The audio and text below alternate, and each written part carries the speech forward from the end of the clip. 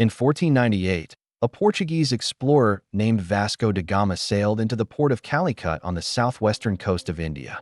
He had crossed open ocean, rounded Africa, and watched men die on a voyage that pushed European navigation to its limit. When local rulers asked what he had come for, the answer was almost absurd. Pepper, cinnamon, cloves, 3 ingredients you can buy today for a few dollars. But by 1502, da Gama returned to the Indian Ocean with warships, cannons, and a different idea of trade. Ships were threatened, merchants were attacked. A route built for flavor became a route built for empire. And decades later, one tiny nutmeg island would be considered so valuable that it was traded in a deal involving Manhattan. This is the history of spices, the story of how flavor launched empires, built corporations, caused massacres, and still hides danger inside the kitchen cabinet. Long before Europeans reached India by sea, spices were already moving through the ancient world. Around 1500 BCE, Egyptian priests used cinnamon, cassia, and other aromatics in rituals for the dead. These were not kitchen luxuries. They were sacred materials, burned in temples and placed with bodies prepared for the afterlife. But cinnamon does not grow beside the Nile. It grows far away, in South Asia and Sri Lanka, across seas, deserts, ports, and languages. That means someone, thousands of years ago, was already moving fragrance across enormous distance. Someone knew the route, someone knew the price, and someone understood that a bark from a distant tree could become a sacred object in another civilization. The spice routes were older than many empires. Before the Silk Road became famous, cinnamon, pepper, cardamom, cloves, myrrh, and frankincense were already teaching the world a lesson. Distance creates mystery. Mystery creates value. By the time spices reached the Roman world, they were no longer just sacred. They were wealth. Black pepper from India moved through ports, caravans, and middlemen until it reached Mediterranean markets at enormous markups. Roman writers complained that gold and silver were draining eastward to pay for luxuries the empire could not stop consuming. Pepper was light, portable, durable, easy to hide, easy to sell. It became more than flavor. It became a form of value. In parts of the Roman world, pepper could be used in payments, gifts, and ransom. When Rome was threatened in the 5th century, black pepper appeared among the demanded valuables, a sign that conquerors understood what the empire itself understood. A spice could function like treasure. That is why this story matters. Spices were never only about making food taste better. They were about moving wealth through the ancient world in a form small enough to fit inside a pouch. For more than 1,000 years, Europe wanted spices, but did not control their source. Arab, Indian, Persian, and other Indian Ocean merchants understood the routes far better than Europeans did. They knew the winds. They knew the ports. They knew where pepper grew, where cinnamon was peeled, where cloves and nutmeg could be found.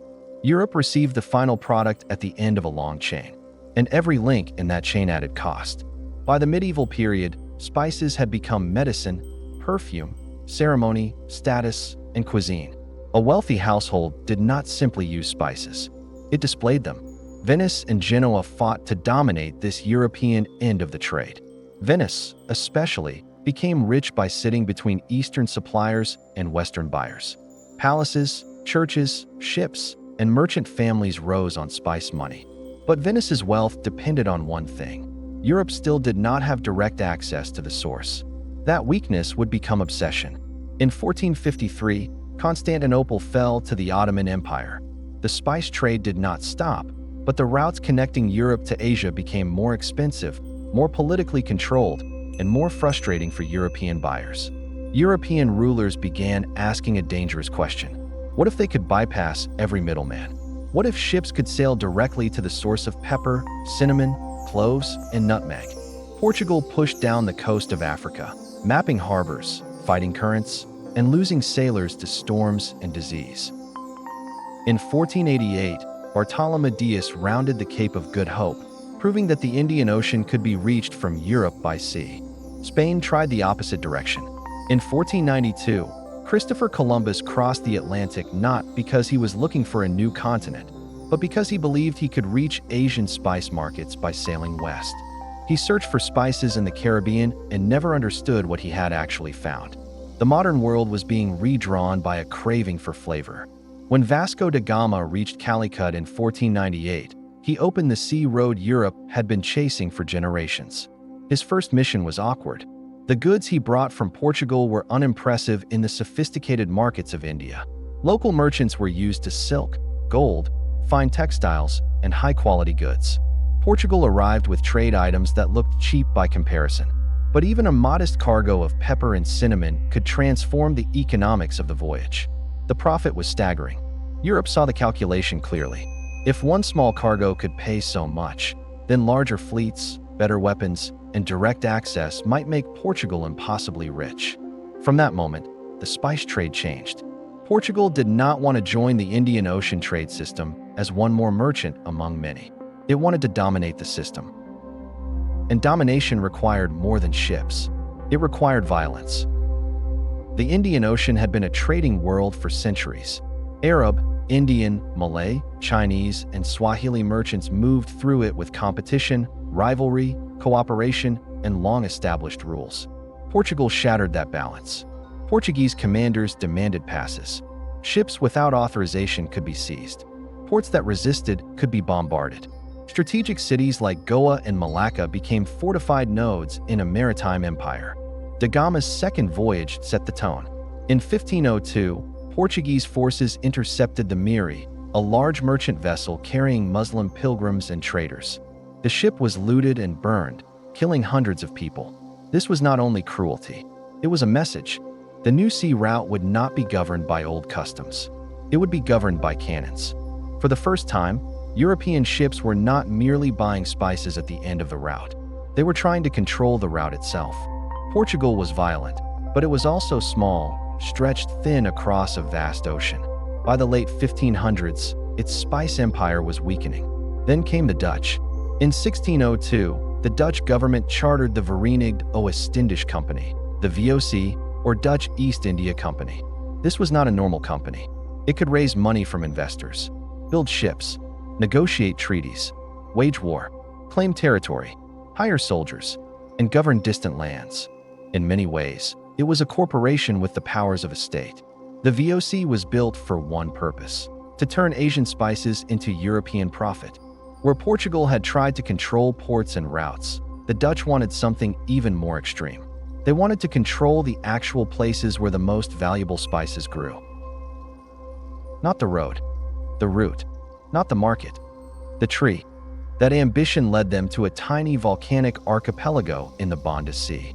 The Banda Islands were small. On a modern map, they almost disappear. But for centuries, they held something Europe desperately wanted: nutmeg, and from the same fruit, mace. These spices grew naturally in an extremely limited region.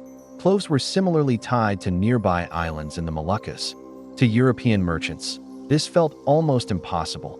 A handful of tropical islands controlling the world's supply of flavors people would cross oceans to buy. Nutmeg became wrapped in rumor. Some believed it could protect against disease. Some used it in medicine. Some used it in luxury kitchens and drinks. Whether the claims were true mattered less than the belief that they were. Belief drove demand. Demand drove price. And price drove empire. Whoever controlled Banda did not merely control a spice. They controlled scarcity itself. That is why these tiny islands became more valuable than their size could ever explain. Before the Dutch arrived with monopoly contracts and warships, the Bandanese were not isolated people waiting to be discovered. They were experienced traders. For generations, they sold nutmeg and mace to multiple partners across the Indian Ocean world. They dealt with Malay, Arab, Javanese, Portuguese, English, and Dutch buyers. They understood the value of their crop, and they protected their freedom by refusing to sell to only one side. That was the heart of the conflict. The VOC did not want to be one buyer among many. It wanted exclusivity. It wanted every nutmeg tree, every harvest, every shipment, every price. For the Bandanese, trading with many partners was independence. For the VOC, that independence was a threat to profit. This is where the story turns from commerce into domination. A company that promised investors control could not tolerate a people who insisted on bargaining. Negotiations between the VOC and the Bandanese were tense for years. The Dutch demanded monopoly agreements. The Bandanese resisted, continued trading with other partners and tried to preserve their position in a world suddenly filling with armed European companies. In 1609, violence erupted during failed negotiations, and a Dutch representative, Peter Willems Verhoef, was killed. For the VOC, this became proof that Banda had to be subdued. For the Bandanese, Dutch demands had already become an existential danger. 12 years later, the VOC returned with overwhelming force. The Governor-General, Jan Pieter Sun Cohen, arrived in 1621 determined to settle the question permanently. The question was simple in the company's mind. Would Banda belong to its own people? Or would Banda become a controlled machine for nutmeg production? The answer the VOC chose would become one of the darkest chapters in the history of spices. In 1621, the VOC moved against the Banda Islands. What followed is now widely described by historians as genocide. Dutch forces and their allies executed leaders, burned settlements, deported survivors, and destroyed the social world that had produced nutmeg for generations. Estimates vary, but the population of the Banda Islands is often placed around 15,000 before the conquest. After the violence, only a small fraction remained in place. Many were killed, starved, enslaved, deported, or scattered as refugees. Then the VOC rebuilt the islands for company profit. Nutmeg groves were reorganized under Dutch control. Enslaved laborers were brought in from elsewhere to work the plantations. Overseers managed the harvest. Soldiers guarded the monopoly. A living society had been converted into a corporate production zone. This was not conquest for a continent, not conquest for gold, not conquest for religion. It was conquest for a seed. The Banda massacre was not an accident at the edge of empire. It was the logic of monopoly made visible. The VOC wanted prices high, supply controlled, and competitors excluded. To do that, it controlled land, labor, ships, and violence. When production threatened to become too large, the company could destroy surplus spices to protect prices. In some regions, clove trees outside company control were cut down or burned. Scarcity was not only natural, it was manufactured. This is the part of the story that feels modern. Investors in Amsterdam did not need to stand in a nutmeg grove to profit from it. They could own shares. They could receive returns. They could participate in empire at a distance. The spice trade helped teach the modern world a dangerous pattern. Separate profit from pain. Move violence far away. Turn suffering into a line in a ledger. Then call it business. One tiny island near Banda became one of the strangest footnotes in world history. Run Island was small, remote, and covered with nutmeg trees. For years, it sat at the center of conflict between the Dutch and the English. The English wanted a foothold in the nutmeg trade. The Dutch wanted the Banda monopoly sealed completely. In 1667, after war between England and the Dutch Republic, the Treaty of Breda rearranged claims across the world. The English gave up Run Island to the Dutch. The Dutch, in return, gave up their claim to New Amsterdam, a colonial settlement the English had already seized and renamed New York. In hindsight, it sounds insane. A nutmeg island for Manhattan. But at the time, the logic made sense. Run produced immediate spice wealth. Manhattan was still a fragile settlement on the edge of empire. That trade reveals how valuable spices once were. A tiny seed could outweigh a future city. The Dutch dominated nutmeg and cloves, but they were not the only empire built from spice hunger. The British East India Company, chartered in 1600, began as a trading enterprise chasing access to Asian goods, including spices. Shut out of some Dutch-controlled islands, the English turned more heavily toward pepper from India and cinnamon from Ceylon, today Sri Lanka. Over time, the company became something far larger than a merchant operation. It gained armies, collected revenue, made treaties, controlled territory, and eventually ruled vast parts of the Indian subcontinent. Like the VOC, it blurred the line between business and government. The original promise was trade. The result was empire. That is the recurring pattern of the Spice Age. A European company goes looking for flavor. It discovers monopoly. It hires soldiers. It controls land. And people far from Europe are forced to live inside a business model they never chose. The great irony of the spice empires is that their own obsession with control helped destroy them. European botanists, traders, and colonial agents studied the plants they were trying to monopolize. They collected seeds, cuttings, and growing knowledge. Then they moved those plants to new colonies. Cloves were transplanted into other Indian Ocean islands. Nutmeg was planted in places like Grenada, Penang, and Singapore. Pepper spread beyond its older centers into new tropical regions. Once spices could grow in more places, the old geographic monopolies began to crack. The Banda Islands still mattered, but they no longer held the entire world hostage. By the 19th century, steamships, plantation agriculture, the Suez Canal, and expanding global trade changed the economics of flavor. Spices that had once required dangerous voyages, guarded secrets, and company violence became easier to move, grow, and sell. The monopoly age was ending. The spice cabinet was beginning. As supply expanded, prices fell. Pepper no longer belonged only on elite tables. Cinnamon no longer had to travel through a dozen hidden hands. Nutmeg no longer justified a war. By the late 19th and early 20th centuries, spices were moving from treasure to staple. Steamships reduced distance. Railways moved goods inland. Industrial packaging made spices easier to sell in shops.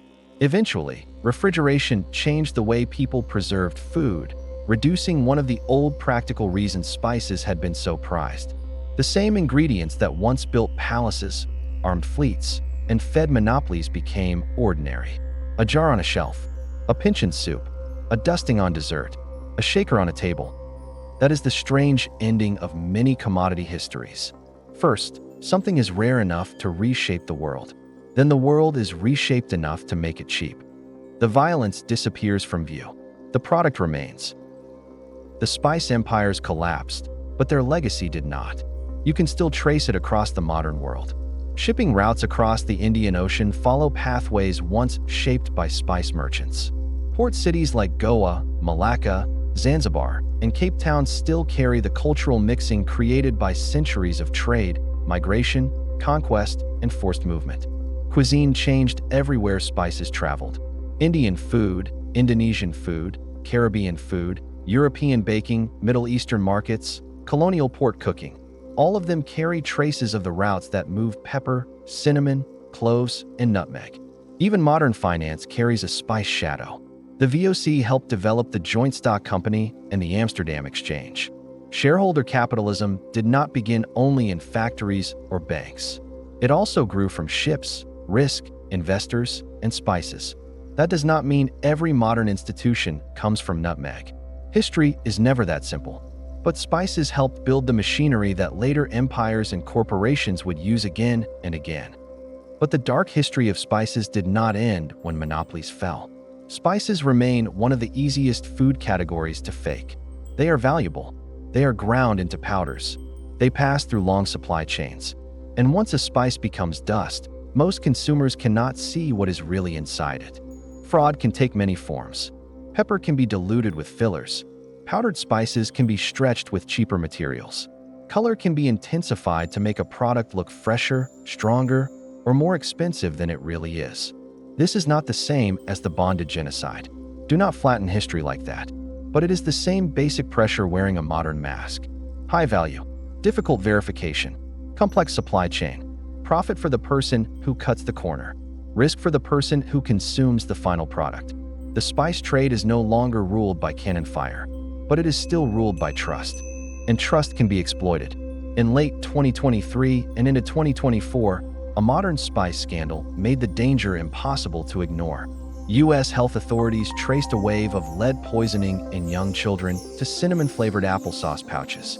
Investigators found lead chromate, a toxic compound used as a pigment, in the contaminated cinnamon ingredient. Regulators concluded it had likely been added to make the spice look more vibrant. According to public health reporting cited in the source research, more than 560 children were affected. The detail is horrifying because it shows how old incentives survive inside modern packaging. A brighter color can make a spice look more valuable. A cheaper additive can increase profit. And the harm is carried by people who never saw the decision being made. Similar concerns have appeared in other spices such as turmeric, where lead-based pigments have been used to fake a stronger yellow color. For centuries after Banda, the spice aisle still depends on invisible trust. The answer is not to fear every spice jar. That would be lazy. Most spices are not part of a scandal. Many farmers, traders, processors, and inspectors work honestly. The point is not panic. The point is structure. Spice supply chains can be long, fragmented, and hard to trace.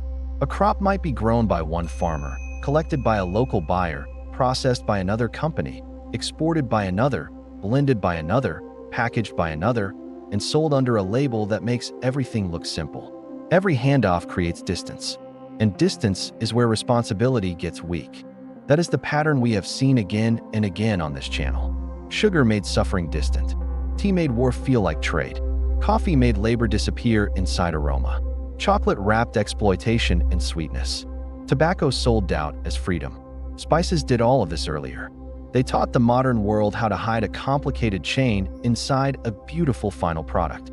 They taught the modern world how to hide a complicated chain inside a beautiful final product. Look at a spice rack closely and it becomes an archive. Pepper carries India, Rome, ransom, rent, and trade. Cinnamon carries Egypt, Sri Lanka, medicine, ritual, and deception. Cloves carry the Moluccas, Dutch monopoly, and trees destroyed to keep prices high. Nutmeg carries Banda, corporate empire, genocide, and the strange bargain that linked Banda Island to Manhattan. These objects look small because the jar is small, but their history is not small. It stretches across oceans, courts, temples, deserts, stock exchanges, plantations, ports, warships, and kitchens. That is the secret of everyday things. They survive by becoming ordinary. Once something becomes ordinary, people stop asking how it arrived. They stop seeing the ships, the maps, the labor, the violence, the fraud, the people who paid the real cost. Spices are not just flavor. They are memory ground into powder. Spices are not evil. Pepper is not guilty. Cinnamon is not guilty. Nutmeg is not guilty. Cloves are not guilty. They are plants, bark, seeds, fruits, flowers, and aromas. But the history built around them reveals something uncomfortable about civilization. Human beings wanted flavor so badly that they built routes across deserts, crossed oceans, divided the planet, armed companies, destroyed communities, and invented systems that allowed people to profit from suffering they never had to see. The same pattern appears again and again. Find something desirable. Control the source. Scale the trade. Hide the cost. Make the final product feel innocent. A pinch of spice can make food feel warm, rich, and alive. But behind that pinch is a history of sacred rituals, ancient wealth, oceanic exploration, corporate monopoly, colonial violence, and modern risk. If this story changed the way you see the things in your kitchen, subscribe to Dark History Archive. Because the things we consume are never just things. They are power. They are memory. They are money. And sometimes, they are the evidence of what the world tried to forget.